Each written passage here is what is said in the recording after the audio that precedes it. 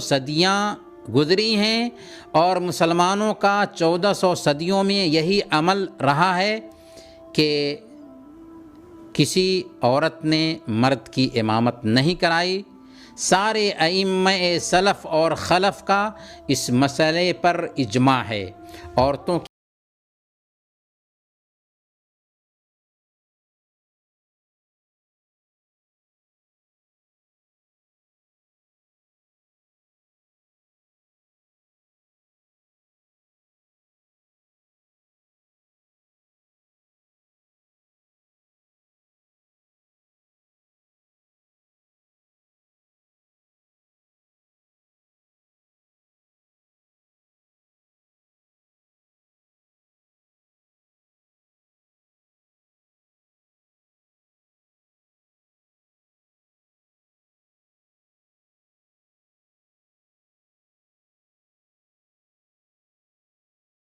आवाज़ नहीं निकाल सकती, इमाम को गलती पर मुतनब्बह करने के लिए आवाज़ नहीं निकाल सकती है, तो इमामत कैसे करा सकती है?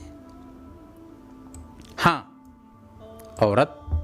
औरतों की इमामत करा सकती है। सुन्ने अबी दाऊद की रवायत है, अल्लाह के नबी सल्लल्लाहु अलैहि वसल्लम ने हज़रत उम्मे